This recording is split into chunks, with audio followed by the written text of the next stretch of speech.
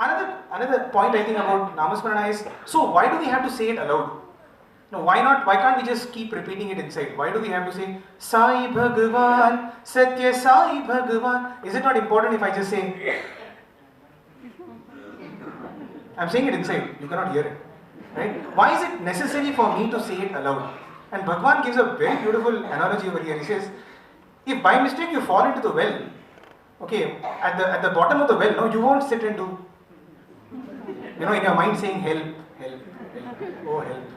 What are you going to do, right? You're going to shout out. You're going to say, help! Oh, is there someone out there? Please help me. We are in a very similar situation. Fallen into this samsara, fallen into this world, our condition is like that person who has fallen into a well. Okay, it's not enough by just chanting inside. It is more important to yell out to God. Just like Bhagavan said, when you go to the house of the master and if there is a dog standing over there, okay, there are two ways to overcome that, pet. He's going to bark at you. One way is to overpower that dog, which is a very dangerous way to do it. The other one is just call out, Master, Master, Master. And the master comes and he knows how to tame the dog.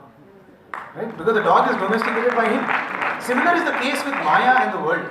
The Maya is like the dog. Either we overpower it by jnana, by all those different methods, self-inquiry and, Atma, Sakshatkara, etc. Or the other simple one is simply call it, hey Krishna, oh Rama, come, just look after your dog, I want to come and meet you. So that is why it is necessary to say the name of the Lord. It's not just enough if you just say it inside of you. And remember, Amey, when we were discussing some of the points to be discussed here today, I remember we stumbled upon one point where I asked you, Mirabai, Tukaram, Ramdas, so many sages or elevated souls have been chanting the Lord's name, like we mentioned. But when they chanted the Lord's name, they just lost themselves and went into ecstasy. They went into bliss. It doesn't always happen with us.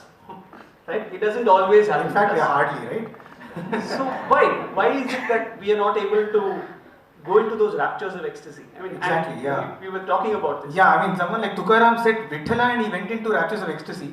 I say Vithala and nothing happens to me. So is it Tukaram's greatness or Vitthala's greatness?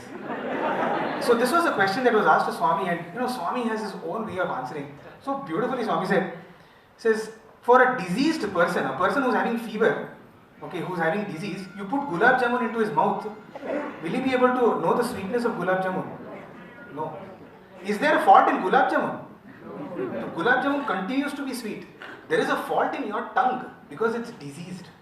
So don't blame the gulab jamun saying that the Lord's name. Don't blame the Lord's name. The Lord's name is equally sweet and powerful. So Swami says, when he gives the counter to it, he says, so in order to overcome this disease, you need to take aushadam, which is medicine. Guess what is the medicine to overcome this disease that we are having? The name only. The same name which is actually Amritam is actually aushadam in the beginning. And it cures us of this disease, and eventually we will reach one point where the moment we have overcome the disease, the first time we say the name of Govinda, we will reach into raptures of ecstasy.